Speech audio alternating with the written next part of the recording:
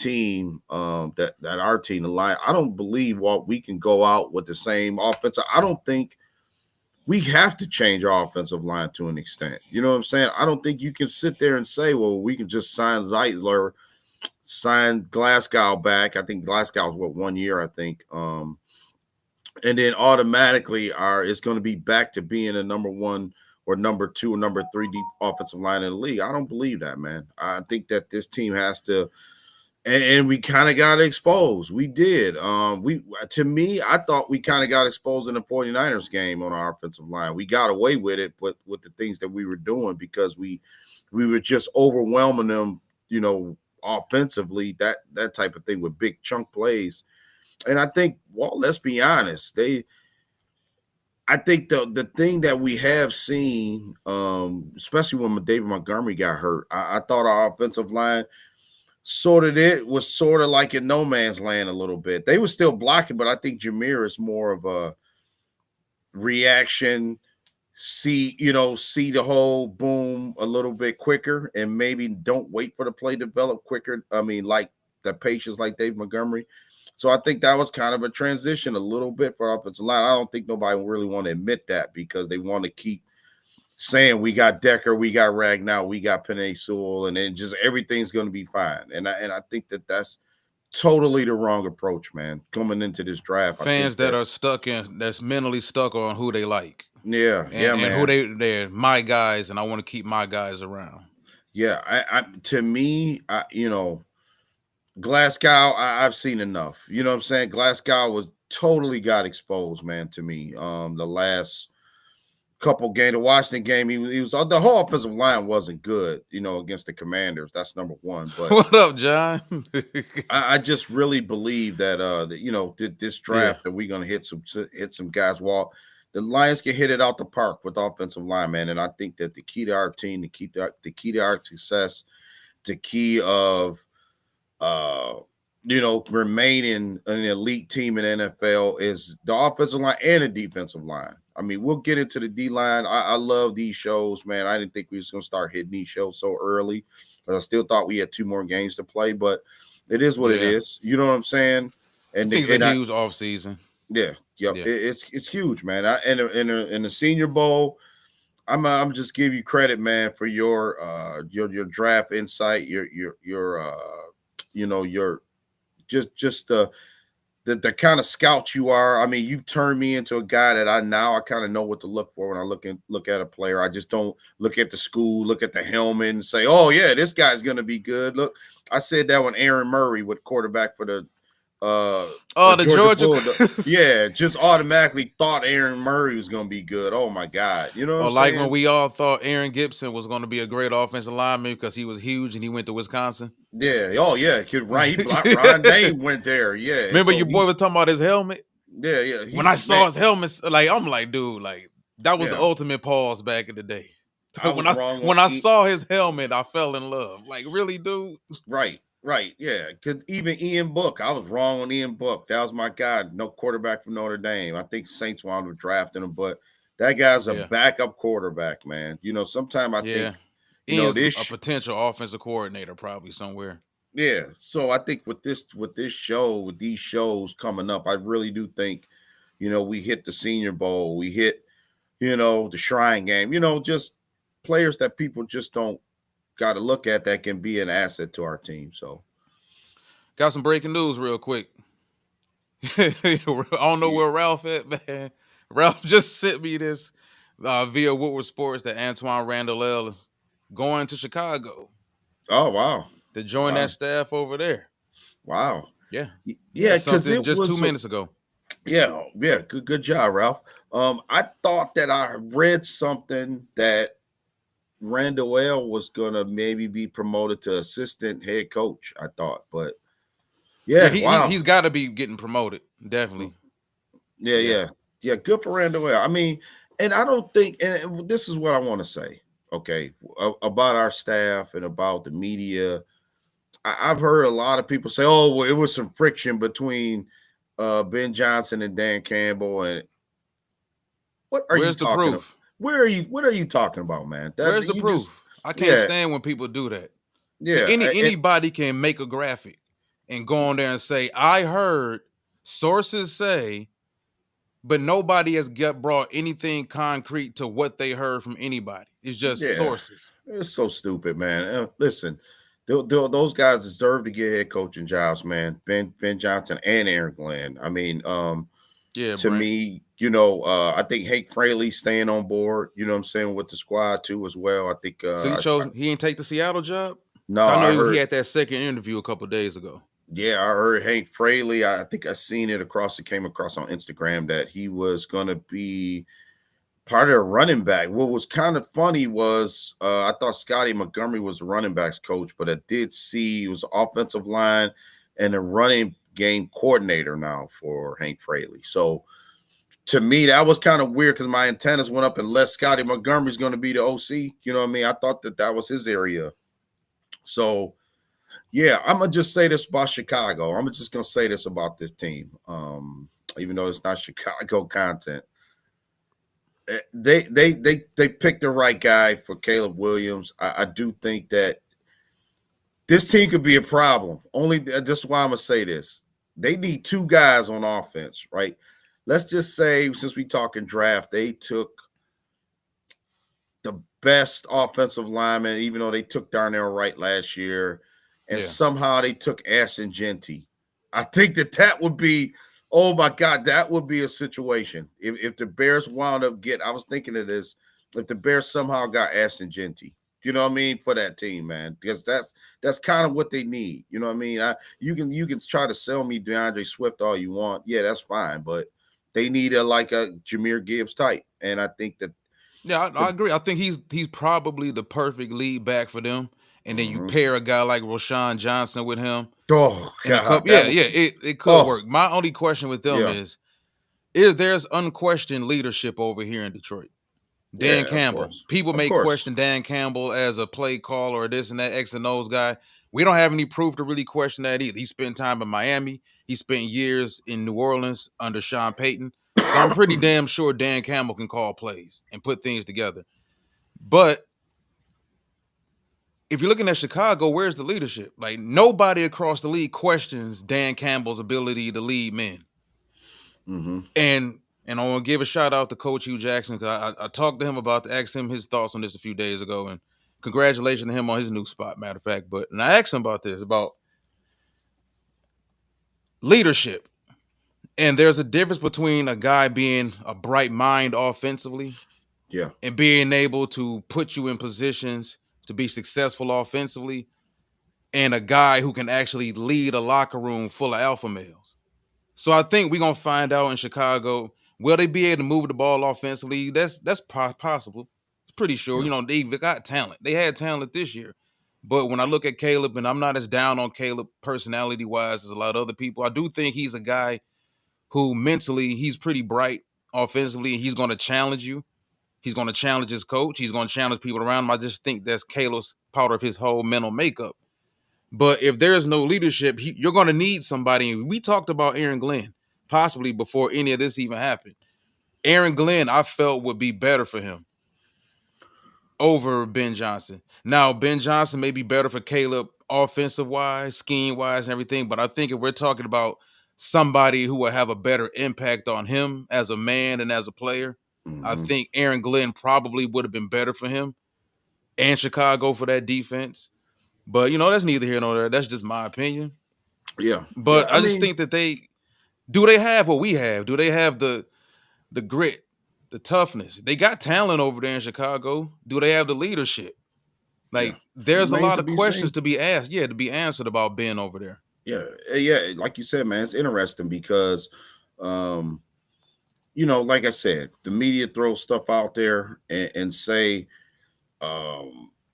things about, like I said, were they not getting along? And it's just ridiculous, man. You know what I'm saying? I think that, we never had any good team. So we never really had our coordinators getting plucked, or, you know what I'm saying, our half our team, coaching staff, going for interviews and things like that. It comes with the territory, man. And like you said, I think if anybody's is capable of keeping and building up his staff, and building these men up, what's up, Curtis? What's up, Lamar? It's just like Dan Campbell's the man for the job, man. As far as like building, team building, if you want to Right. say, I wouldn't want to go through this with nobody else as my coach than him. Yeah, right. And no other GM than the one we got. And it seems like he promotes with it. People don't realize. Remember, Anthony Lynn was the offensive coordinator before Ben Johnson. And it didn't work out. Like, what was it? 5 weeks into the season, 4 weeks into the season, Dan make a decision, say, hey, it's not working out. I'm gonna take it over and I'm gonna give it to Ben, that type of thing. So it's not like he's incapable of seeing like if it was a bad decision to give a guy a shot. Or so I think his best interest is for the team. I really do believe that. I think he'll put the right people in place, man. Just like a Randall Well was here, and remember we had Deuce Staley, and Deuce Staley went on because I think it was some other family stuff. Dre Bly was here. Yeah, brought him back. Dre was here for 1 year, and then Dre got let go. Yeah. So I don't blame Chicago. Listen, you got to try to get the best offensive guy. I thought they needed the best offensive guy out there to not fumble Caleb Williams, man, and they did it. I mean, you can't get upset with Ben Johnson for leaving. Well, they tried. I think if nothing works out for the Bears, and let's say if this doesn't work out in 3 years, it won't be from lack of effort. If people look back on this day 3 years from now and say, damn, it all failed in Chicago, all you can say is, well, they tried. I mean, at that point in time, Ben Johnson was the hottest name in the league. Mm-hmm. They went out and got him for Caleb. It just didn't work out. The Bears definitely trying. Mm-hmm. Now, will it all work out ultimately? And and let me just say this, okay? People were saying, well, yeah, and that's why they lost the game against the Commanders. They say, shitty play calling. He had 1 foot out the door, blah, blah, blah. Aaron Glenn had 1 foot out the door, and I think it's ridiculous, man. I mean, our team, listen, don't make excuses, man. Our team got outplayed. They got smashed. They got punched in the mouth. They got suplex. They got elbow from the top rope. They got power slam. They got stone cold. They got every narrative you want to say. Don't sell the Commander short like that. You know what I'm saying? It wasn't because Ben Johnson was getting interviews, and it wasn't because Aaron Glenn knew he was getting. That's ridiculous in my opinion, man. You giving the guy way too much. Talk about what happened on the field, man. Talk about the lackadaisical effort from this team, man. It was ridiculous. The offensive line play, the quarterback play, constantly getting beat, on down the field, not giving Jahmyr Gibbs the ball. I think that was the wrong move, you know what I'm saying, on certain down and distance and situations like that. So that was right. It wasn't because Ben Johnson was taking interviews. I don't think that was the reason why we lost the game. You know what I'm saying? Well, I've heard that too. You know what I'm saying? Absolutely not, Joe. Man, listen, it's the off season. Y'all remember last off season, I started throwing on different hats. Yeah. Man, speaking of that, I was in the day of the Commanders game that afternoon. I was in Liz. Mm-hmm. And I picked up a Washington Commanders hat. That boy was cold as hell. You already got a black Commanders hat anyway, right? No, I don't have a black Commanders hat. They were selling. They had the burger, by the Commanders being in town for the game. All the hat stores were selling Commanders gear too now, to appease the Commanders fans. But I told Robert, who in the comment section, because he was with me, I'm gonna buy this Commanders hat, but I refuse to buy it today. Yeah. And I walked out the store like I can't let people see me buying the Commanders hat. Yeah, I agree. I can't even buy another, like you said, paraphernalia from another team. I couldn't do it. You know what I'm saying? Just if it's not from our team. And I like what Corey just put. I was just gonna say, I don't like that Ben. Now I don't like he went to Chicago. I don't. You know what I'm saying? Because that's the part where I don't think that it's not a good thing that he went there, because let's just, not that I'm scared of Ben Johnson, like he's going to unseat the Lions and he's going to outcoach Dan Campbell. I'm not worried about that at all. I just do think, he public enemy number one in my book now. You know what I'm saying? Yeah, I'm not.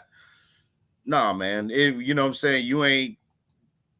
you ain't with us no more. You in Chicago. That part of it on the field, like I'm just like, okay, now you got to beat I this think that's guy part of the bad feeling, and I think that's part of the twice a year. You know. yeah, and the fact I think that's part of the sour taste. A lot of Lions fans have. I will say this, man. I think we all been through it before. We all been in I see Joseph. I think we all been in that situation where we didn't have to necessarily hate the current job we were at. Now, and who knows? That's why I try not to get into the whole he say, she say, well, I heard this. I wasn't there. So I don't know if Ben Johnson had an issue with the ball boys. I don't know if he had an issue with the person that replaced the soap in the bathrooms, Dan Campbell, whoever. None of us know. I don't get caught up in that because it's over with now. It's pointless to even try to bring it up. It's just a whole bunch of he say, she say. But Yeah. just staying focused on the game, I do feel like we've been in that situation where I got a new job lined up. You might have been applying for jobs while you already got your current job. And don't let it be a job that you really don't give a damn about. This is my last day. Whatever y'all got going on tomorrow, I can give less than a damn about it. I'm about to go start my new job. Did it feel like he put forth a full effort? I don't think he did. Did it feel like he put offensively? He tried to put Jared in the best opportunities to be successful. It didn't. It didn't feel like, to me, it felt like he really didn't give a damn. Now, is there a difference between verbally saying, look, guys, this is my last game today. I don't really give a shit. I'm gonna go out here, I'm gonna call this generic ass play called this generic ass scheme today. And y'all gonna go out there, execute it, and I'm gonna get the hell out of here because I gotta get the rest of my staff put together. To me, it just feels like he didn't care. He wasn't that invested. The offense that we seen all season, to me, that game offensively looked like the Tampa game from earlier in the season. All the drop back calls. And what did we say after that game? It felt like he was trying to prove that Jared was the guy. 55 pass attempts in that game. Remember that? In a 20-16 loss. What wasn't it 20-16? Yeah, 2016. Tampa. Yep. Why is he dropping back 55 times? Well, I could just say this though. Like those plays that he was running, they've been doing that all year. I mean, the Jameson Williams. The trick play, but yeah, they was doing bull. They was doing bull like that all year. I mean, there was no energy though. Yeah, it just didn't you say it felt like it was off?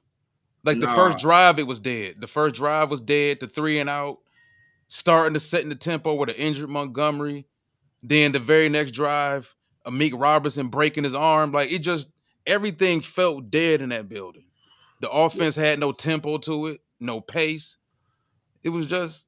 I just felt that, like from the ticket sales, like what I'm saying is like, okay,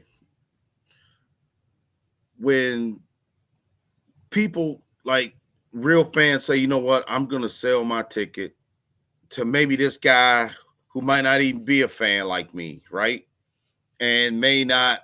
I just felt that the energy in the crowd, that's good. It's funny you said that because I kind of thought the same thing.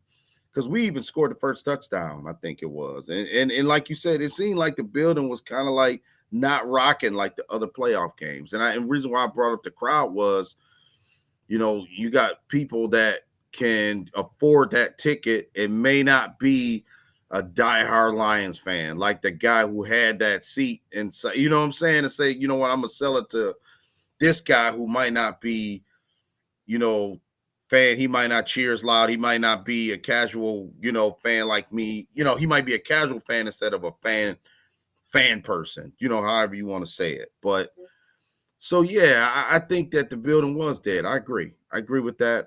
Somebody brought up David Montgomery, and I thought that was weird too. Because remember, we had Ted Rath on, and Ted Rath was even kind of like saying like, the whole Montgomery thing, you don't really have to rush them back. Why are you rushing them back for this game, man? It was crazy how they had to make it was almost like it was a loyalty thing. Like, David, thank you. That's what we was just talking about. It felt like you're still part of the team. Yeah. You're our tone setter. We don't care that you missed the last 5 games or whatever, 6 games, however many games it was. You're our guy, and we're loyal to you.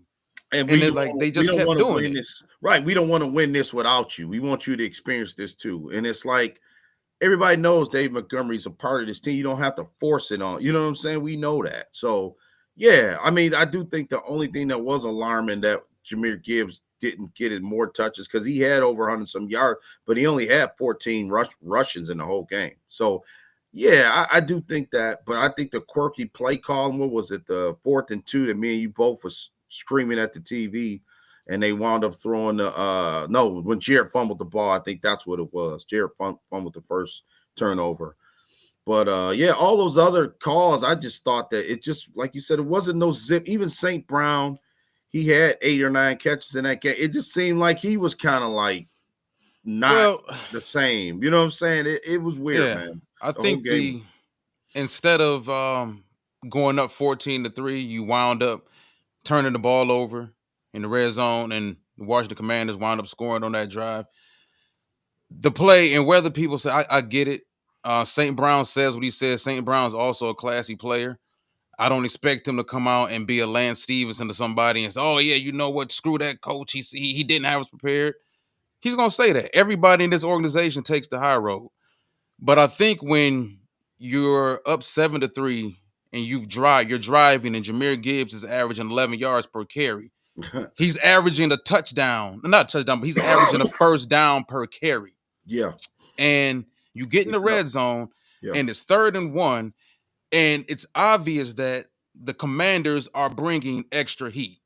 I still remember that play. The Commanders are obviously bringing extra heat, and you go 5 wide.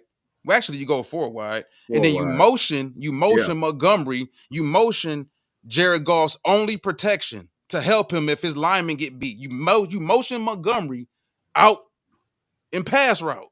Yeah. And then you leave Goff back there to get his head knocked off and fumbled. I think listen, I got a nephew, very, very good at Madden. And I hate making the Madden or NFL comparisons. Nobody does that dumb shit.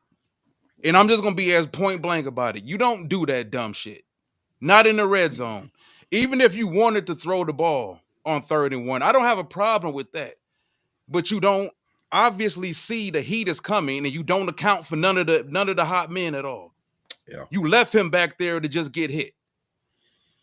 The play calling was not good at all. And if people watch that game and they say that play calling was identical to what we saw all season, I'm not talking about the trick play. Screw the trick plays. Like, the game was we were already dead. And that felt like just something even more idiotic. The play call, then to go away from Jahmyr consistently, Jahmyr will have 3 hot carries, then you'll just go next possession. You go right back to Montgomery. And it became very obvious early he had no lateral movement at all. And you just kept going back to him. So I get what St. Brown said. I heard it earlier in the week. But if you have 2 eyes and you watch that game, I don't need St. Brown to tell me what I saw. I saw it myself. There's certain codes in pass protection that you don't violate that were consistently violated that game. So, like I said, dude's gone. I get, Lions fans have been, almost a full week now. We all still upset about it. Yeah. But like I said, it's to be man. in the situation we were in and to look that bad after having a week off, and then there's no juice in the building. Don't just tell me it was bullshit play. I mean, it wasn't the play calling. We all watched that game. So what was it then, St. Brown? Because there was no energy from you. There was no energy from your quarterback. There was no, hey, listen, on the sidelines, we got to get our head out of our ass. This is the playoffs. It was just dead there. Dead. And we're not used to seeing that from a Dan Campbell coached football team. Well, I'm gonna just say this though. Sometimes that's a heavy burden, Brew. That's a heavy burden to. I even put a lot of pressure on the offense. Remember, I said the only way that we could win this whole thing, and let the offense score 40, 42, 45. That's hard, man. That's a lot. So I just think that the offense knew that if they had it, they may now. We talking about playing tight. We talking about playing, and that's a team. This is a team they've never played like that. I think that was so shocking because they've always been a team that answered the bell every time, at least the last 3 years, 2.5 years. So I do think, Walt, they realized that they were behind the 8 ball. And after the first mistake, maybe, maybe they got rattled. You know what I'm saying? Because they didn't play like, even I think everybody can agree that's watching, that watched the game, can say that wasn't the Detroit Lions that usually plays, right? I thought that just once the first domino fell with the first turnover, I thought the pick six to Quan Martin, I thought that was killer, man. I thought that really, you knew that it wasn't going to be the Lions game after that. You know what I'm saying? It just, sometimes you can't stop the bleeding, man. Sometimes when that snowball's going down the hill, you can't stop it, man. And I think that's what happened. I'm not going to say that. I just thought it was too much to bear for the offense. I really do, because I thought that the offense could do enough to beat this team. I really did. I mean, I was just disappointed by that because they didn't do it. And the offensive line was horrible. It seemed like they pinned their ears back and they knew that the Lions just couldn't do anything past giving it to Gibbs. And I thought that, St. Brown got some key plays, but it wasn't impact plays, this week. Sam Laporta had the nice catch, J-Mo, nice, touchdown. You know what I'm saying? But it wasn't sustainable, man. You know what I'm saying? Gibbs was the only thing that was sustainable Saturday night. And it was like, no, I agree. It almost seemed like this is what I thought. I thought by halftime, I thought we were in trouble at halftime, but this is what I felt. I said, okay, we usually second half, we turn up the heat, we get some turnover. I thought, Branch would make a play, Kirby Joseph would make a play. You know what I'm saying? We somehow get to the quarterback, and it never happened, man. You know what I'm saying? Brian Robinson, damn good running back. Austin Eckler's been a shell of himself, and he played well. I mean, give him credit. I mean, I think they dominated our defensive line too. And just to give a shout out to Sholo, man, I get everything you're saying, and I agree. I don't think it's all Ben Johnson. It was a combination of things. Even the defense, I can't really fault Aaron Glenn for what happened, because if you take a defense that's struggling to stop people, but they had a great plan against Sam Darnold 2 weeks prior. But when you take a defense that's struggling, for the most part, they losing so many people. Outside of DJ Reader, we had no size up front. And for Washington, for a team that, they were top 5 in the league in rushing for the most part, but a lot of that was Jaden Daniels. But all I saw was the Commanders' offensive line consistently getting to the second level. Brian Robinson, Austin Eckler. How many runs did we see in that game where them dudes got through the line of scrimmage untouched? Got to the second level. Tackles and guards at the second level blocking Jack Campbell and them. And I'm not faulting him either. I think they were overmatched. And when you got a defense that's overmatched the way our defense was overmatched, and the offense is having a bad game, that's a bad combination. That's a bad combination. The offense had 5 turnovers. So you're asking a bad defense, a struggling defense, to keep getting stops. Yeah. And the offense isn't going anywhere. So Yep. And then Ben was trying to, and I get the draw, and it's a good point by you, but putting Goff in the spot. But I do think Ben Johnson got caught up in maybe trying to get it all on one play, and boom, and let's get it back real quick. Get some juice real quick. Yeah, and I think that was the reason for the dropbacks. But like you said, it was still out of their element. It's something that they don't do. But it was just weird. I just, the whole thing was weird. And when I keep going back to it, Jaden Daniels didn't really kill us with his legs. You know what I'm saying? He didn't really do a lot. He did enough just to, he just looked like the more poised quarterback. It was weird just seeing it. And, we could wrap up the talk on this because it's just, bring you to a place of, and I'm not pointing any fingers, man. I'm not pointing any fingers. I know. You know what I'm saying? We lost. I mean, we doing these draft shows. It's time to move on, man. You know what I'm saying? Now I do want to just mention this, the whole Super Bowl window. I think that Super Bowl window is real. That's a real thing in the NFL.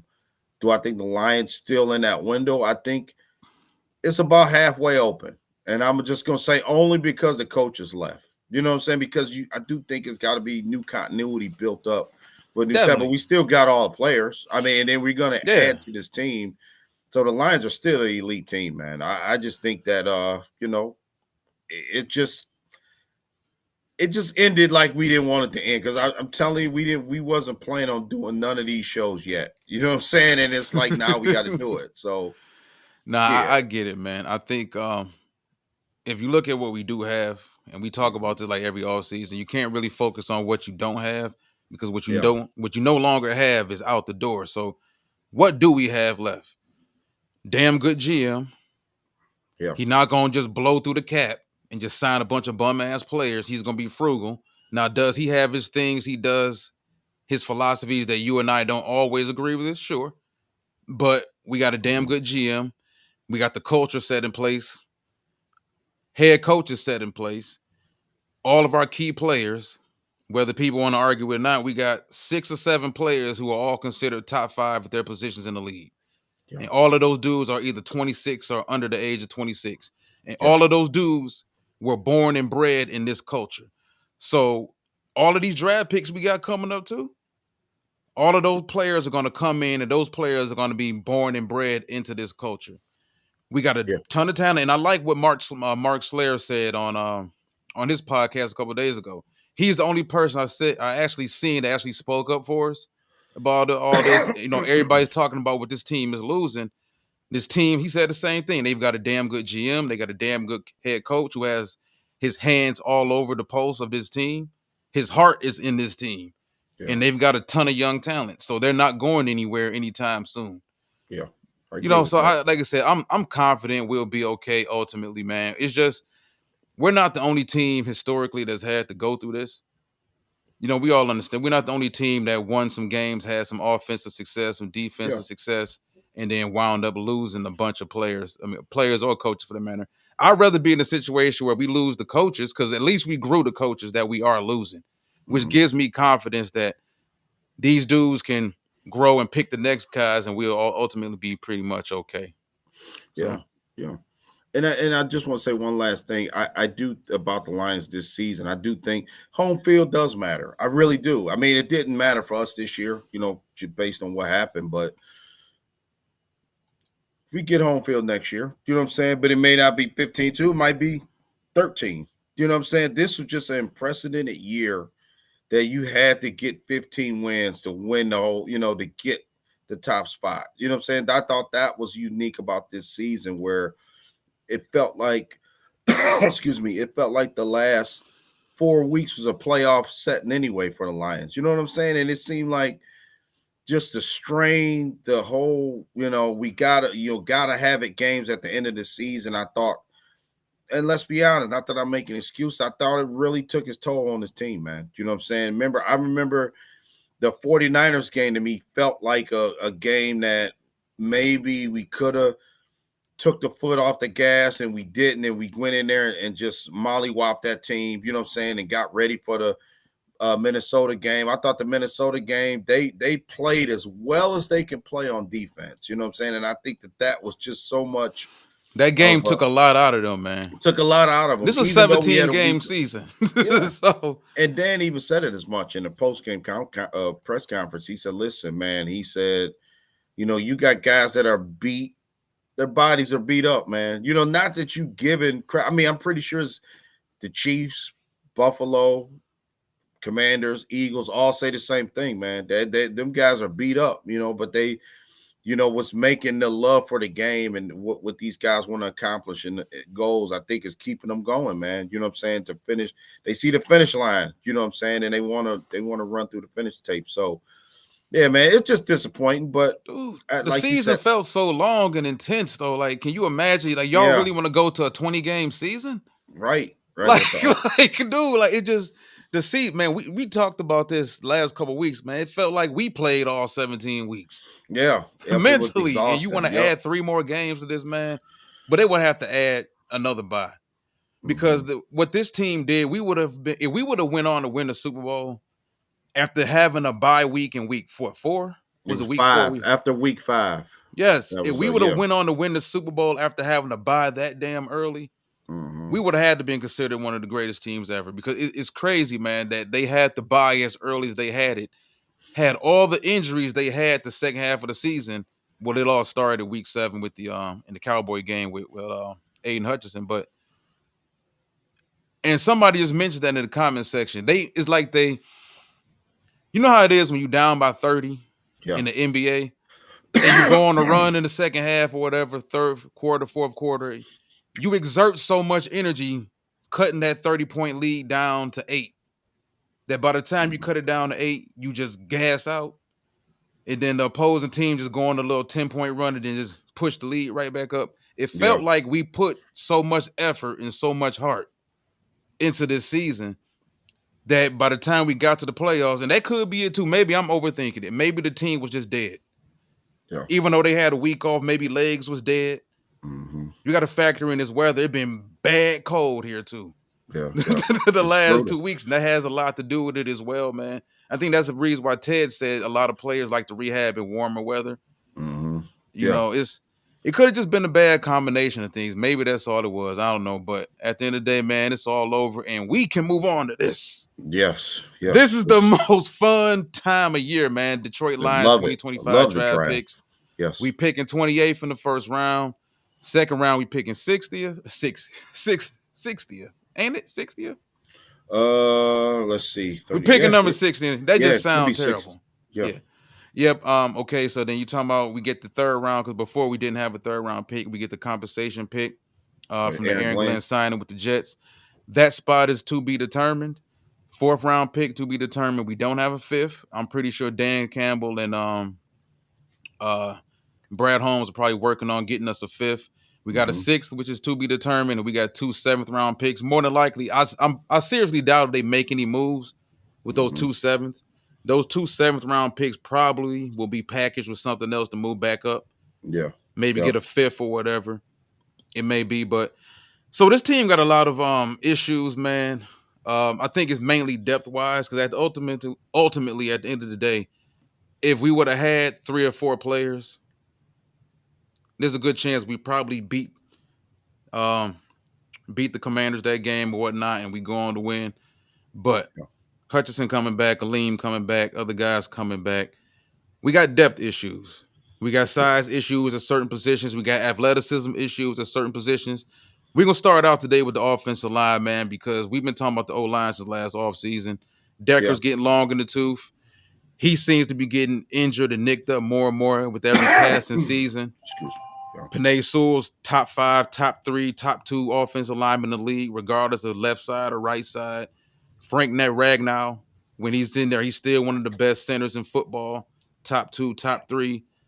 Now, once you get to the guards, if we're being completely unbiased about the guard situation, we can use some upgrades. And Mahogany showed us some great things down the stretch of the season and then play off a little bit. Yeah. But you and I both agree we can use a help at the guard position. Oh, yeah. Some flexibility, center guard, and also the tackle position. So we're going to get started today, man, with the tackles. I want to make sure I pronounce Ozzy's name completely correctly because at the end of the day, I don't want to mispronounce the name. But Ozzy Trapilo. Ozzy Trapilo, offensive tackle from the University of Boston College. Give me a couple things you want to get into first about Ozzy. Oh, man. First of all, it's a mountain of a guy, man.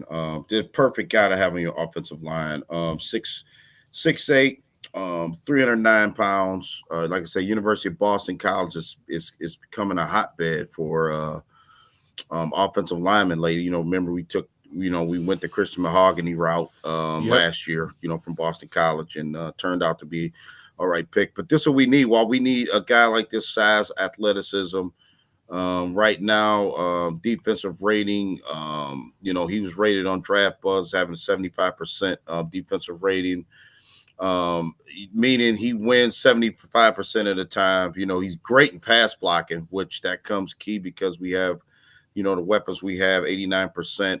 Run blocking too is not too bad, 74%. He runs in line. He is projected to be a 4th-round pick, and it's somebody I think the combine is going to do this guy some justice. Obviously, he's going to be in the Senior Bowl coming up, but I think the combine, I love the combine. I like to see the individual workouts, you know what I'm saying? But we can already see this kid's huge, man. I like nimble on his feet. You know what I'm saying? He commands a lot of space. And he just looks eager just to his dad played too in the NFL, so I like that lineage. To have a family member play in the league. I think that especially if it's your family member, your dad or anything like that. I do think that's a lot of valuable information that you can gather. You know what I'm saying? And pointers and stuff like that. So yeah, I like it, man. I just think he's gonna just start ascending right now. Like I said, projected fourth round pick, but he could maybe go as high as a third. You know what I'm saying? Depending on what his workouts and how he plays in Senior Bowl. So this a guy also because let's be honest, I think the thing now with the offensive line, if you look at the ones that are left in the playoffs right now, you look at Kansas City, you look at Philly, you look at Buffalo, those teams got huge offensive linemen. You know what I'm saying? We can go up and down their line and just measure out, these guys, and it's unreal. So yeah, man. I do think in the trenches, like you said when we first started the show and the pre-show, you have to continue to bolster that part of the side of the ball. That keeps your team elite, man. I really do. Oh yeah, the trenches. Yeah. So definitely. Yeah, well, go give me your takes. I know you say you liked Ozzie, to an extent, you know what I'm saying, but yeah, I was doing some draft evaluation shows a few weeks ago for a different network, just helping them out a little bit. And I didn't know much about Ozzie. I knew about Christian Mahogany when he played with Mahogany because he did play with Mahogany the last 3-4 years over there at Boston College. I think that's also something for Lions fans to keep in mind.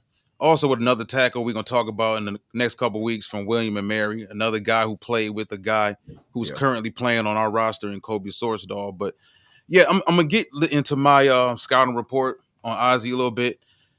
I'm not the biggest fan of tackles over 6'6", because when you start talking about guys over 6'6", guys 6'7", 6'8", you start talking about guys having anchor issues, guys having issues with guys getting into their chest, getting into their midsection, being able to move them. Because if you can't drop anchor good enough, you're going to deal with these tackles, not these tackles, but these defensive ends who are the 6'4" guys, the 6'5" guys, a little bit starker build guys that can get to your chest, get you out of your sets a whole lot quicker. But I will say this, and I'm going to compare him to a tall offensive tackle from BYU and Chase Lunt, who we're going to talk about in the next couple of weeks as well, who I have the same kind of concerns with. Lunt is more of a basketball build type of player, type of offensive tackle, but Ozzie has a thicker, stronger build. And you can look at his arm, the size of his arms right there. You look at his legs. He's not this slim 309. He's a way thicker type of 309. I also think if you look at some of his strengths, he's better. To me, he's better right now in the run game than people give him credit for. You look at the versatility at Boston College quarterback-wise, he transitioned from a pass-heavy offense to a run-heavy offense within a couple years very steadily and stayed very productive. I think he steadily improved over the past 3 years in his pass pro. I think he gets into his pass sets at 6'8", 309. I think he gets into his pass sets quicker, if not just as quick as any other tackle in his class. And we're talking about like tackles who are currently ranked ahead of him. Two guys we're going to talk about in a few minutes. Kelvin Banks Jr. of Texas, as well as Cameron Williams, right tackle from Texas. I think overall, he's probably one of my favorite tackles in his class when it comes to his ability to get to the second level and create havoc as a run blocker. Now, a couple questions I do have about him. I wish, as strong and powerful as he is, I wish he would meet guys at the point of attack more and not just absorb so many pass rushes. You got some tackles who, like as I just said, they let the edge rushers, the defensive ends, hit them first, get into their chest first. Meet guys at the point of attack. Stop absorbing so many of these defensive ends. And I think he gets away with it because he is so strong and he does have those violent hands. And like I said, once again, once you start talking about 6'7", 6'8", you're talking about tackles starting to have anchor issues. Guys start overreaching too much. And you got to deal with these tackles who start playing over their toes too much. And as a tall offensive tackle, if you play over your toes too much, you're going to have big issues. So I would say decent at the time as far as his pass pro when it comes to mirroring guys and redirecting guys as well. So that was just a few notes. Currently, I do have. That was just me going through some notes I had from him about 3-4 weeks ago. Of course, as the NFL draft process continues to evolve, we're gonna start getting into some of these film studies on here. That's something we didn't have for you guys and you ladies last season. We will have offensive line film studies as well as defensive line film studies for the most part.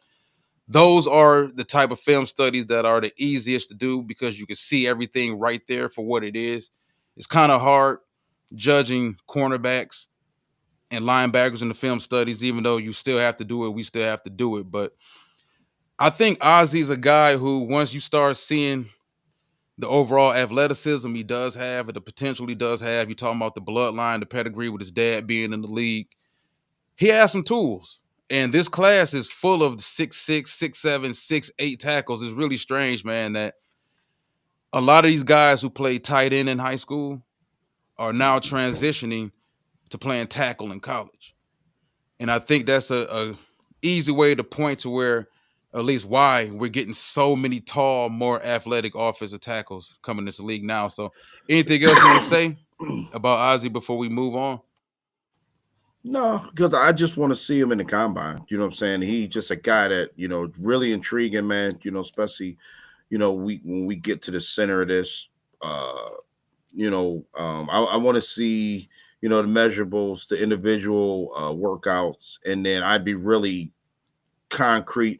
I just got a good feeling about this kid. I think as long as everything works out individually, I think he may move up around. You know what I'm saying? And maybe a guy you want to look at, especially if we get that 3rd round pick. You know what I'm saying? And we address the defensive end position first. If we go that route, with our first pick, you know what I'm saying? He's a guy you absolutely want to keep on your radar. And I think that the Lions will, draft an offensive lineman. I really do think, and I don't think it's gonna be, a 5th or 6th round pick. I think it will be a guy that will be in the first three picks this year. I really do.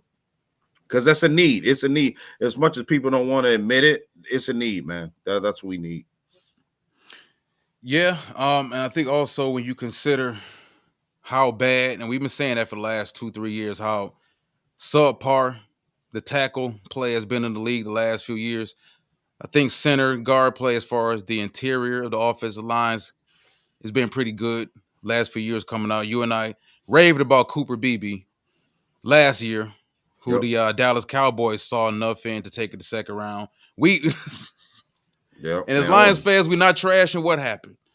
Yeah. But we sat up here and say, listen, if you had the opportunity right now to have either Cooper Beebe or Ennis Rakestraw, what direction you going in right now? Yep. And Cooper Beebe transitioned from left guard to center for Dallas and had a really good season at that spot. I know John Motley in the comment section, he can attest to that. So the tackle play in the league, though, has been kind of subpar last few years. And I think that's another reason why tackles are going to get pushed up, because everybody has to protect the quarterback's blind side at left tackle. Everybody wants to be able to develop the run game on the right side. So tackles like these guys will ultimately get pushed up anyway. But all right, let's get to your next guy, man. Will Campbell, left tackle, LSU. Yep. I think Will right now, he's one of the most polarizing tackles in this class because you either love him or you hate him. I see PFF still has Will Campbell ranked as a top 10 pick. They still have him ranked as the number 1 tackle in the class. I felt that way for a large period of this offseason, as well as earlier in the regular season, talking to some people around the league, scout-wise, scouts outside the league.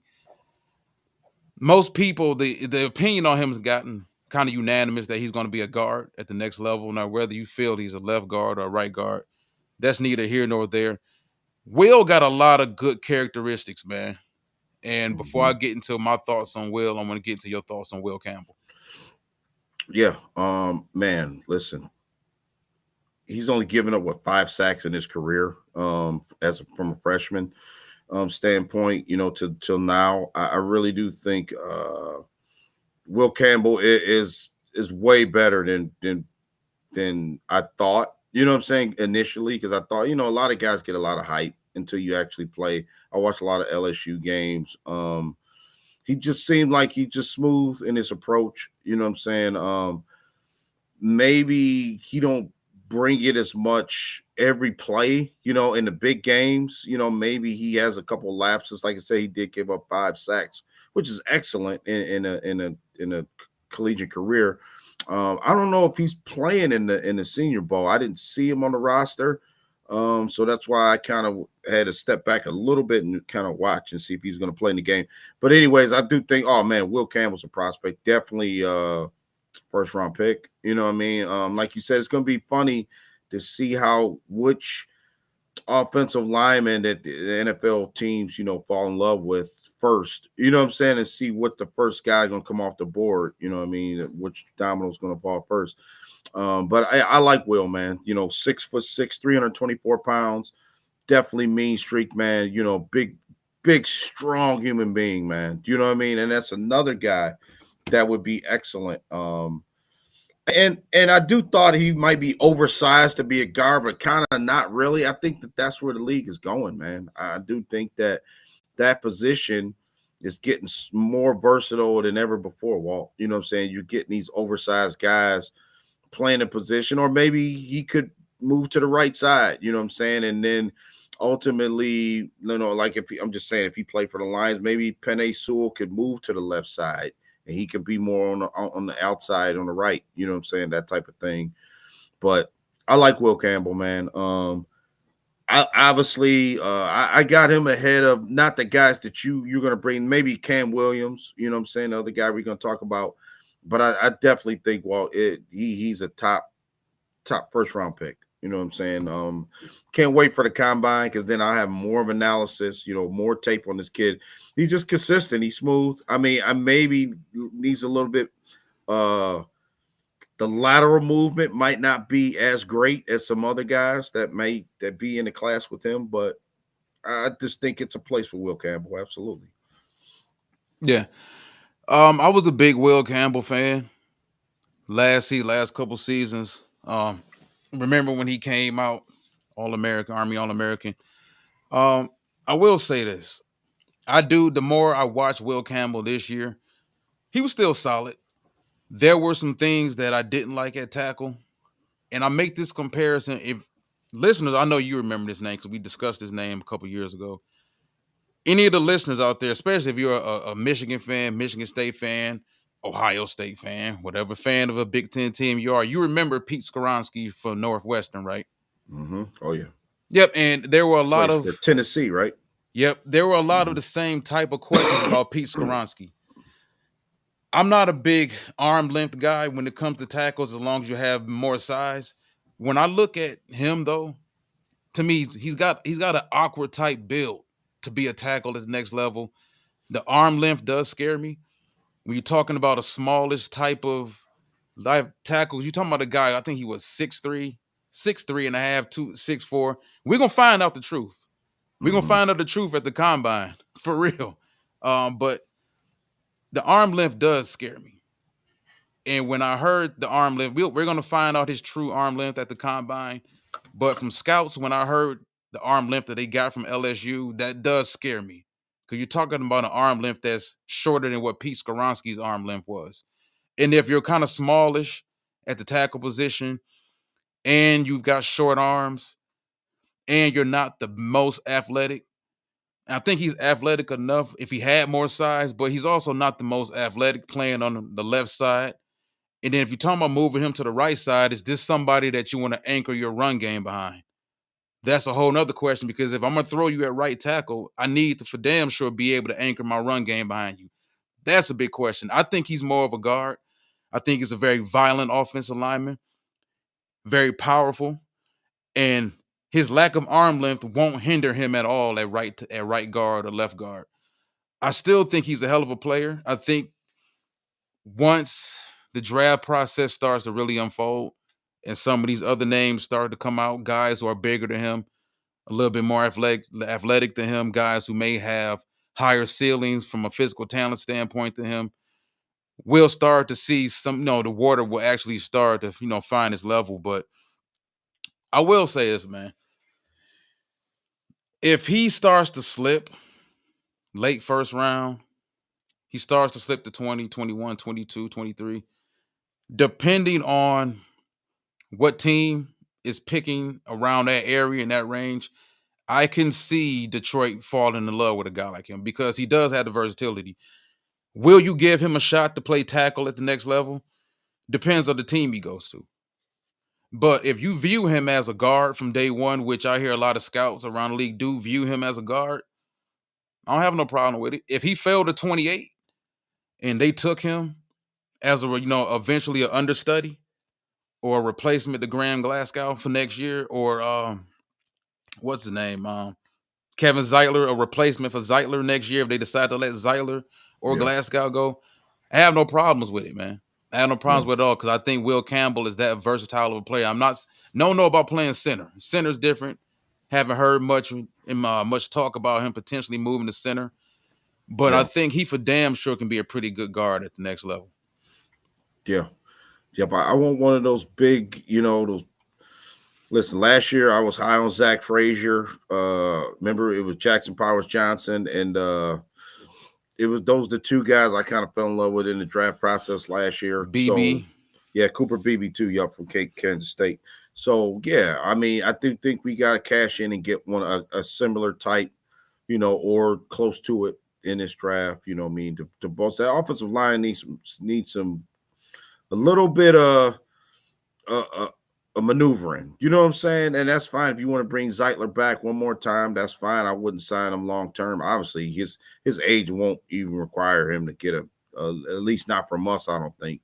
But the biggest X factor is Christian Mahogany is like how the organization feel about him. And now is Christian Mahogany a starter, or is he going to be a guy you flat out give him? Is he going to really basically take Glasgow's spot and then you get another guy to kind of platoon him? You know what I mean?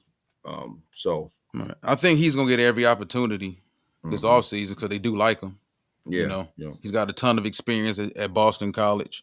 And that was another reason why we did draw the connection between him and Ozzie, because they did play 3-4 years together at Boston College. So that's always something that you got to always factor into for the most part. But all right, let's move on to these next couple tackles, man. Same school. One guy plays left tackle. The other guy plays right tackle. Both of these guys are considered to be first-round picks. One guy right now is projected to be anywhere from a top 5 pick to number 15 to number 17. All depends on how you view these tackles. And we talked about before the video started, you can talk to right now 4 different people, 4 different scouts around the league, and you may get 4 different sets of answers between who they view as number 1 or number 2. But we're going to start with Kelvin Banks Jr.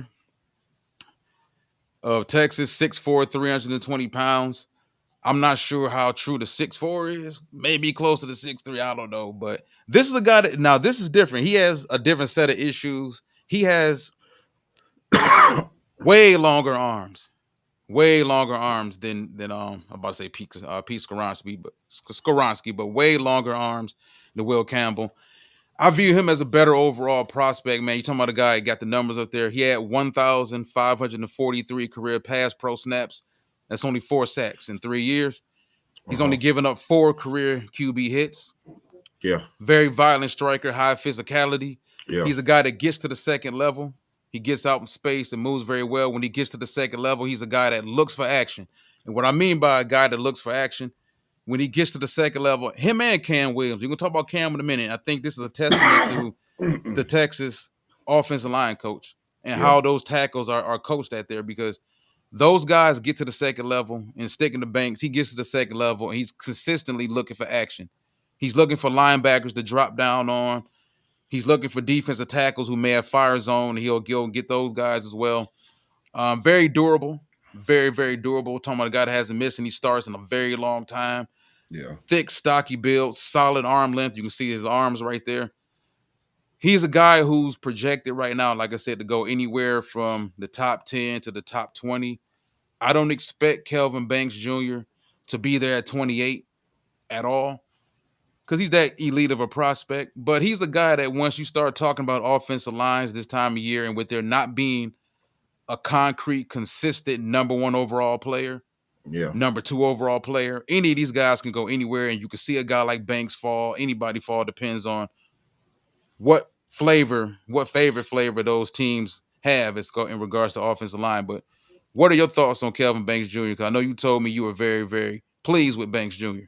Yeah. Love him, man. Love him. I do think this kid's going to go high. I think in a year where everybody, well, in an era where everybody's still going bonkers over quarterbacks in the draft, I really do think that, Kelvin Banks Jr. would be a top 5 pick in some years. It's kind of remind me of Andrew Thomas a little bit coming out of college.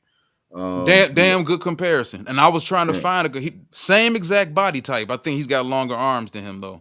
Yeah, and I really do think that Kelvin Banks this guy's a beast, man.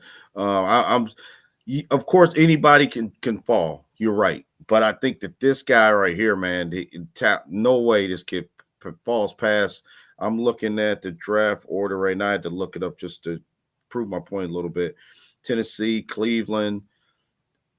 Man, he could go to Cleveland because Cleveland needs offensive line help bad. The Giants, Patriots. I'm going back here. Jacksonville, the Raiders, not the Raiders. He could maybe the Jets if I don't whatever direction they going in quarterback wall. He not going past the top 10. This kid, man, he's amazing. This just everything you put the measurables, the body type. He's a big dude to even get around him, man. How the heck you gonna get around this guy, man? So.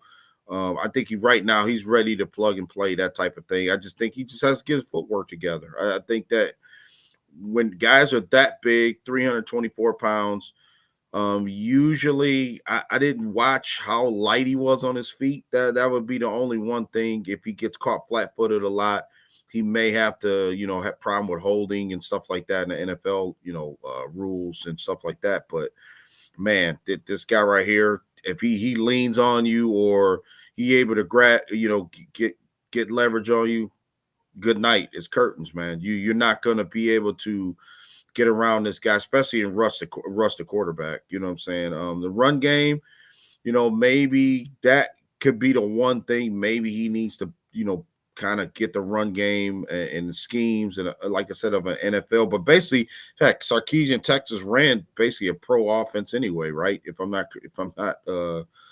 mistaken. So I think his transition will be fine, man. I think he'll be fine. The speed of the game, but really like Kelvin Banks Jr.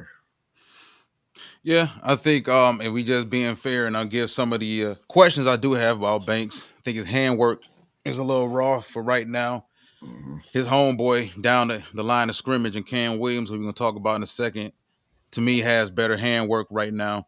Also, and you can tend to see this with a lot of athletic offensive tackles like him, and you just brought it up. He doesn't really slide his feet very well. He's more of a jump setter, and what I mean by jump setter is when you watch tackles getting first of all of this is directed towards me as an offensive tackle getting into my pass sets. You want to see guys kind of slide their feet, no wasted movement. He's more of a jump. He'll jump with both feet, cut the DN off. He's very athletic at it, but you're not going to be able to really get away with that at the next level against these bigger, because you're talking about him going up against these edge rushers. Aiden Hutchinson is damn near 6'7". He's 6'6" and a half. Yeah. He doesn't have the longest arms, but Aiden has a high motor and he's 6'6" and a half. So you don't want to be a jump setter going up against a guy like Aiden. Aiden will ragdoll you all the way into the back of the quarterback. So I think that's one thing that you do have to be concerned with a little bit with him. And then, at least at the next level, you're dealing with, like I said, taller, longer athletes, more powerful athletes. That could be an issue for him. And it's funny you brought Andrew Thomas up because that was the main issue Andrew Thomas out of Georgia had when he first got to the league with the Giants. Remember the first couple of years, there were Giants fans and people around the league that were considering Andrew Thomas to be a bust. Andrew turned things around by year 3, and Andrew's been pretty decent for them moving forward. Yeah. But Andrew Thomas, same type of physical build. Long arms, I think Banks has longer arms than he had coming out, but Yeah. he had to eventually get out of that jump setting habit he had. And it took him almost 2 damn years to get out of it. Once he started to learn how to slide his feet better, getting into his pass sets, he became a way better player. So I'm shout out to you for bringing that up. Anything else you want to bring up about Banks? Because Banks is another guy. We're gonna get into the film studies in a few weeks Mhm. about these guys coming up. Yeah, I like him. I'm just like I said, I want to see him at the combine. I want to see his physical. Like I said, we watch the tape, and it just be good sometimes refreshing to see him run, to see him, just see, just the regular stuff that people may not even think it's anything. But to me, I do think that it's going to be interesting to see what's being said about him after the combine and where he's being placed. You know what I'm saying? But yeah, I mean, any young offensive lineman, I always just go to the footwork, man. And with him, it do seem like, he may need to just get his footwork together. That's all. It's there for him. It's all. Listen, when you play for Texas and you play, like you said, the way they play on offense, I mean, they have you semi-ready to begin with. You know what I'm saying? Yep. It just basically, They you asked know, their tackles to do a whole lot. yeah. So yeah, man, I like Kelvin Banks Jr. Definitely, he's on our radar. So we already did a profile. So we'll revisit it again, like I said, when we get into film studies and the combine gets closer. So Yep. All right, let's get into another guy who could possibly be there at 28, closer to 28. This is a guy who has the measurables. You look at the 6'5", 335. That's kind of where, even though I'm not a huge fan of the 330 plus pound offensive tackle anymore, as used to be in the 90s, early 2000s, whatever, I prefer my tackles 6'5", 6'6". Can I get you somewhere between 310 to 320? That's kind of where I want to keep my tackles at. But he's a hell of an athlete, man. And getting back to what I was saying about Steve Sarkisian and that offense at Texas, they ask their tackles to do a lot. It's a lot of zone there. They get their tackles out in space that tell them to get to the second level. This man is very, very violent. And if you can imagine 6'5", 335 pounds getting to the second level on linebackers yeah. and safeties, it's a problem. You're talking about 6'5", 335. I think it's a very well proportioned 335. If you look at him physically and compare him to T'Vondre Sweat, who was a defensive tackle last year, and this isn't T'Vondre Sweat. This right here is Cam Williams. That's not a bad proportion, 335 pounds. That's a well put together 335 pounds. I said the same thing about T'Vondre Sweat a year ago, and there were questions about his weight. The Sweat was 340 something. There was rumors that T'Vondre Sweat had gotten to 360. I don't know how true that is, but T'Vondre Sweat is a very, very huge human being. T'Vondre got to the league last year, and you can make the argument that regardless of position, offensive or defensive, T'Vondre Sweat was one of the most dominant rookies in the league. So the weight proved to not be an issue for him. But if you look at Cam overall, 2024, he played all 15 games, 561 pass protection snaps. He gave up 5 sacks, 3 hits, 18 hurries. That's not very good compared to what he did the past couple years, but this was also his first really full season as a starter. 1,121 career snaps at right tackle. I think ultimately at the next level, that's probably where he's going to be at right tackle. He's more of a guy that he's athletic enough. He has the size to play left tackle, but I would much rather probably have him at right tackle and anchor my run game behind him. He's got the versatility. I think he can play right tackle or right guard. Elite size and strength. Very high motor for that size too. Very high motor. And kudos. This goes back to me giving credit to the offensive line coach at Texas and the defensive line coach at Texas, because that was something people had an issue with T'Vondre Sweat's weight. When you watched T'Vondre Sweat on film last year, the last few years, you never questioned T'Vondre Sweat's effort. Byron Murphy, who played right next to him. Remember, I know you were a big Byron Murphy fan last draft. You never had to question those boys' effort. You don't question his effort either. Cam Williams, the hand pop, and I think he's a powerful driver in the run game. So I think even if you decide, it all depends on what you have as a team. And if you're comfortable with your left tackle and you feel like, hey, listen, 6'5", 335, powerful in the run game. That's his bread and butter. He's growing in pass protection. If I can get him from day one to be my anchor at right tackle, I'm with it. And I can take him in the middle of the first round, maybe towards the end of the first round. If you're Detroit and you say, you know what, Decker, we may move on from Decker. He may become a cap casualty, whatever could happen. Or if you just want to draft a guy like Cam Williams to be an understudy before 2026, you may want to move Penei Sewell to left tackle, play Cam at right tackle, whatever it may be. I think he's a hell of a talented player, man. And he's somebody for Lions fans to keep an eye on. Yeah, well, I agree. Dominant in the run game.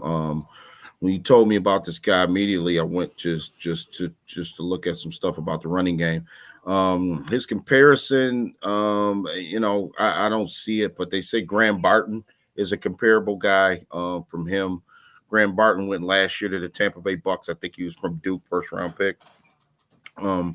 Yeah, mountain of a guy, man. Just I don't even think. I mean, I know this may sound disrespectful to other players. It just seemed like he may not even have to work that hard to just get his point across. That type of thing. You know what I'm saying? Like Braxton. You remind me of maybe Braxton Jones. What was that guy for? Was the Braxton Jones walk from The Bears, Chicago? We went to Bears. Maybe comparable to him. Big strong guy, man. Big strong guy in the running game. I think that's his strong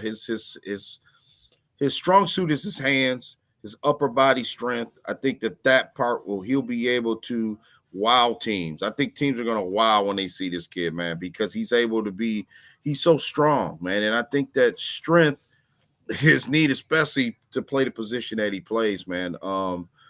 And like you said, to me, the only thing with him is I don't see any big injuries or anything like that he's had in his career or anything like that. Upright, to be able to have lateral movement, enough quickness, enough lateral movement to play the position. Now, I don't know if he is a guard. I think he may be better suited because of how big he is to be a guard, more so than the last guy we were just talking about. I think he is a guard. I think Davis could play. I mean, the last kid. I'm sorry, I can't think his name off the top of my head. Kelvin Banks. Banks. I said Davis. Banks is the guy I think could play more outside than Cam Williams. I think Cam Williams is a guard. You know what I'm saying? And he's nasty enough to be able to. I just like any lineman that can just anchor the run game, or you can run to his side and just run behind him and just maul people, man. I think that I love it with him, with this kid. But I think he's more of a guard, more so than a tackle. Yeah, I think oddly enough, bless you. I think oddly enough, when you compare him to Banks, who's roughly 15 to 20 pounds lighter, couple inches shorter, doesn't have the same overall physical girth as a tackle that Cam has. Cam has looser hips, which is strange because you don't find tackles his size, and you compare him to a smaller tackle in his boy in Kelvin Banks. Usually the smaller, more athletic tackle has looser hips, better torque. He has looser hips and better torque than Banks, which gives me hope and faith that he can play right tackle. What gets me is also the fact that he's never played right tackle. I don't know if he played, left tackle. He's never played right tackle at Texas. Mm-hmm. Now, he may have not right tackle, left tackle. He's never played left tackle at Texas. So taking a guy who's played right tackle pretty much their whole life and then moving him to left tackle at the next level, it can be kind of rough. Now, if you got a unicorn, a generational talent, like a guy like Penei Sewell, who went from playing left tackle pretty much his whole life to playing right tackle for us, struggled week one, and then just after that, been whooping ass ever since week one of his career, the first game of his career. But, aside from those things, also, questions, he gave up a decent amount of hurries. And I think the reason he didn't play as well. First of all, that's another issue where I think he's going to drop because he didn't play. This was really his first year as a full-time starter. Yeah. Overall.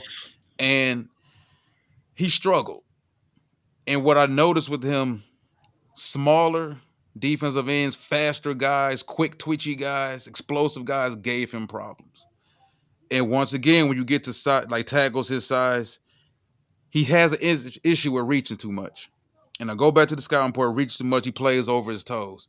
That's when he gets in trouble. And if you look at him physically overall, like I said, he doesn't have skinny legs at all.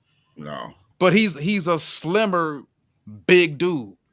So it's kind of struggle. It's a struggle for him sometimes to really drop anchor and catch these guys. When I talk about meeting these defensive ends at the point of attack, even at his size, you still don't want to give. These are still guys who are Division 1A players. And now you get to the NFL playing against NFL caliber defensive ends and edge rushers. Yeah. You cannot just sit back there and pass pro and just absorb these guys all day long. They'll kill you. That's right. Yeah. And you'll find yourself on the bench somewhere. So once he starts reaching too much, starts playing over his toes too much, he starts losing balance. You start seeing guys get leverage on him. Yeah. And that's when 6'5". Yep. And that's when you start seeing tackles his size have issues. You go back to last year. Who was the tackle the Tennessee Titans took in the first one? J.C. Latham. Yeah, J.C. Latham was a Bama, huge human being. Yeah. Yes, and J.C. had his ups and downs as a rookie. And, he's a rookie tackle, so that's expected. But, he had his ups and downs dealing with certain types of edge rushers. And as an offensive tackle, you got to be a Swiss Army knife. Because 1 week you might be facing a defensive tackle, a defensive end the size of Marcus Davenport, 6'6", 275. Next week you might be facing J.J. Watt, a way smaller edge rusher.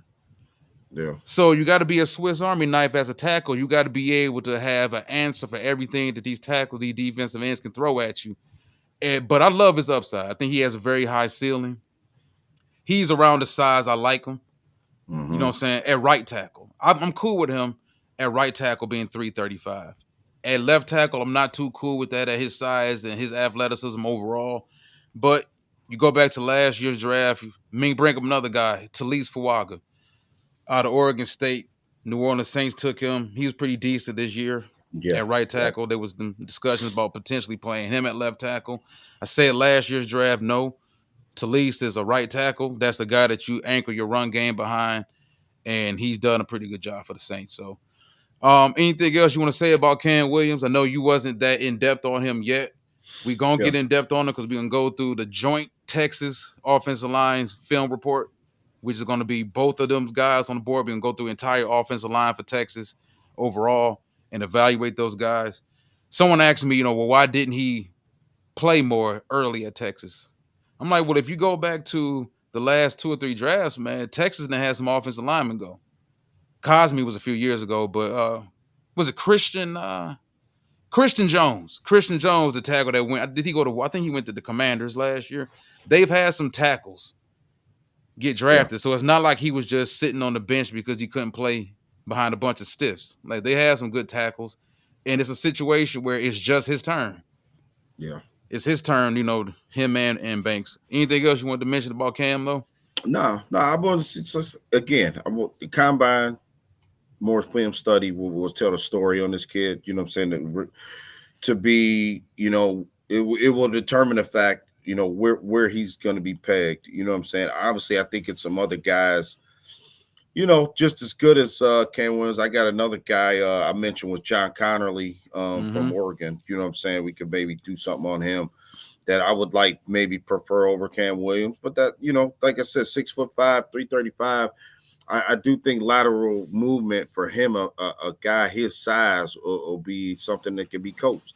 All these guys can be coached. I mean, from bad habits to just fake hip and foot placement, all that stuff can be coached. You know what I'm saying? So it is, like you said, absolutely it's upside with Cam Williams, man. So. All right, man. Hell of a show. Everybody's still watching. Let us know what you thought about today's show. We spent the first half hour, of course, because it was been almost a week, a few days. We had to break down what was going on. Of course, Detroit Lions news. Everybody running about the Ford Field like the building on fire or whatnot. But Ben Johnson gone. I'll say Dan Campbell gone. Aaron Glenn's gone. Some other guys in the room gone. But we wanted to just mainly get started on the draft for you guys today because East West Shrine Bowls next week. Senior Bowls next weekend, next Saturday, which means Senior Bowl practices all week. We're going to be with y'all during next week, doing some Senior Bowl discussions on offensive linemen, some other players for that matter, keeping you guys involved. Because it's draft time, man. Nobody, and you mentioned it, nobody expected us to be sitting around here doing this shit this early, dog. Like, I didn't expect to be sitting here talking about the draft right now, man. Right. Maybe after this week, we could have, lost to Right. Philly or somebody like that, but I didn't expect to be sitting here after the Commanders game. And shout out to the Commanders fans out there. Y'all showed up Yeah. in the comment section a couple weeks ago. We gave Yeah. y'all a hard time. We was wrong. I don't think it was a lack of respect. At the end of the day, I think most people had the Detroit Lions favored in that game. It's not like nobody disrespected y'all for not making y'all favorites over a 15-win team. And as fans, I hate when fans play the whole disrespect role. How much respect did you expect to get going up against a 15-win team? Yeah. Like, what do you want people to say? And I don't think people were disrespecting y'all. I think at the end of the day, Jayden Daniels proved to be that damn special.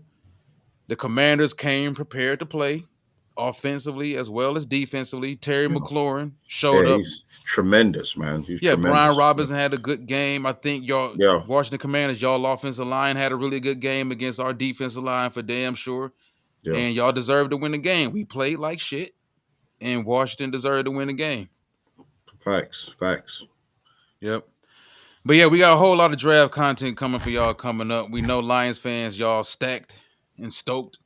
Y'all ready for this, man? Like I said, Senior Bowl coming up next week. East Shrine Bowl coming up. We got more offensive linemen coming up for y'all next week. And then I guess we're going to stay on the offensive side of the ball. Maybe get to some of the skill positions, talk quarterback.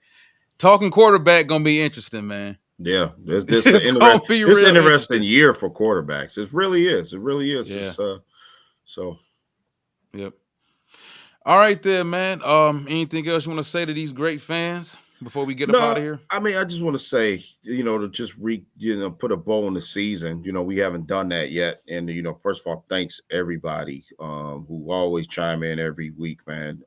We went from, preseason to, I mean, our season never ends because we're going in the draft, and then, it'll be training camp. It'll be, you know what I'm saying? So we don't have an off season, but for the season in general, to be 15-2 and for it to end the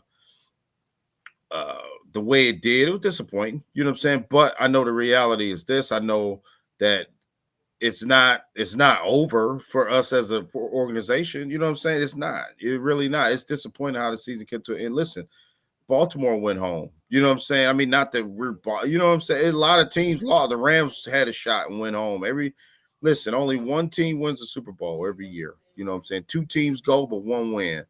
And we didn't get it done. You know what I'm saying? But I don't think like it's the end of anything. Like people saying it's the end of this, end of that. It will be the end if we had incompetent leadership, like you said. Thank you very much. It would be the end if we didn't trust our GM, right? Then it would be the end. But I don't think it is. Just like I just seen a graphic. I don't know how true it is. The Lions could bring Arlovsky. They could bring Calvin Johnson in as coaches. You know what I mean? I mean, Larry Foote got an interview. I mean, I don't know.